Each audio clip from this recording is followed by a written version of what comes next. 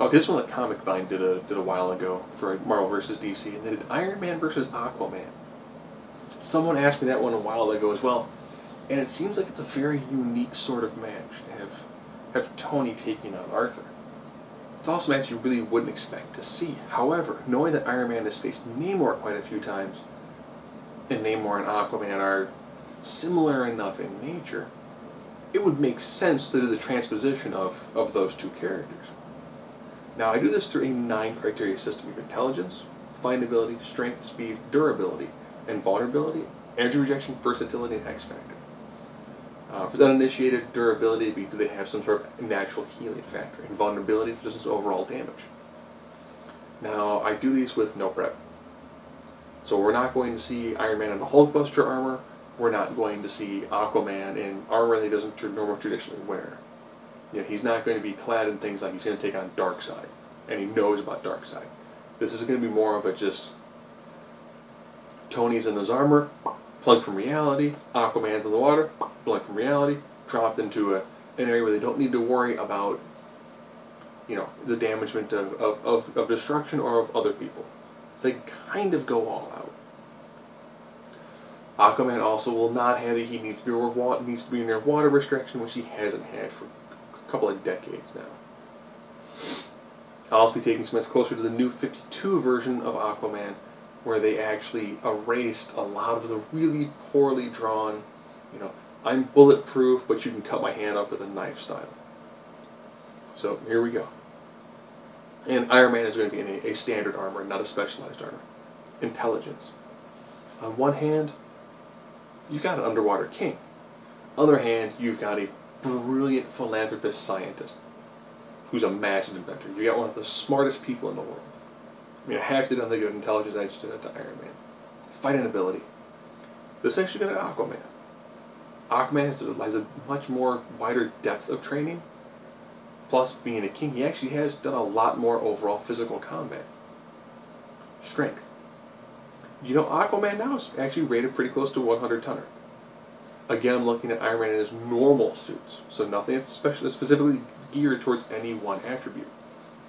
You know, Aquaman was showed he was actually able to do a pretty good job against both Darkseid as well as Superman. That's a pretty good amount of strength. Speed.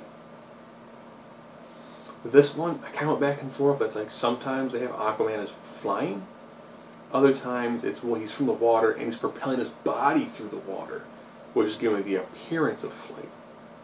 And I was like, well, you know, on land, you know, toe-to-toe, I would probably say I'd give Aquaman an edge. However, Iron Man has the tremendous ability to fly. Legitimately fly. Aquaman has occasionally had the ability to fly, but it's inconsistently written. Now we're going to durability. Iron Man suits have a small amount of built-in, you know, recuperative abilities against his non-extremist, so he's not coming back with like superhuman endurance. And new Aquaman actually has pretty good durability. So you actually do have enhanced human durability and a small level of healing factor. And vulnerability. I have to look at how well does Aquaman's skin. Aquaman is, you know, by the very nature of being underwater, take a tremendous amount of bludgeoning effects. Versus an Iron Man suit, which he also does like to use, are you ready for this? Force fields. So I've got armor that Iron Man had to build a Morrison unit. This has to defend against a tremendous amount of overall bludgeoning and explosive abilities, as well as force fields. And one of the things that I read, I think it was at, I think it's like 1 or 2%, he still tanked, Iron Man tanked a shot from a tank. That's impressive at a very, very low amount. So I think the overall ability of Iron Man's suit to take a tremendous beating is going to help him out a lot in this sort of fight. Energy projection.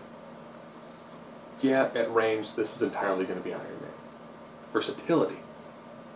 You know? This is still going to be Iron Man. His suits are designed to give him a tremendous amount of a lot greater versatility when it comes to what his suits have. You're going to have blasts coming from the hands, blasts coming from the chest, you know, flying around. He's going to have a lot more different abilities happening, not to mention the fact that his suit is going to be constantly telling through heads-up displays what's going on. Give him some sort of ability to understand more about the individual he's taking on. X Factor. I'm going to give this one to Aquaman predominantly because of the trident. You know, we're looking at this fight pretty much being, if Iron Man can stay far enough away, use his speed, maneuverability, use all the range abilities that he's got, and use his intelligence and the heads-up displays and everything giving him essentially a tactical edge, use that to his advantage. However, Aquaman has a striker's chance. If he's able to get a couple of good shots in, he's going to do a number to him. And if he's able to get a good strike with that trident, that is going to damage Iron Man, which they make Iron Man again want to do the distance. If Aquaman can close that distance and make this not essentially a ranged affair, Aquaman does have the ability to take this. However, Iron Man has shown a great level of care when it comes to, okay, can you shoot a laser? No. I can shoot lasers. I'm just going to be far away from you and just give me like a wall of energy. It's going to look like 90% of Dragon Ball Z fights. It's going to be a wall of energy coming from one person and a guy kind of like trying to do what he can to get through that wall of energy to defeat his opponent.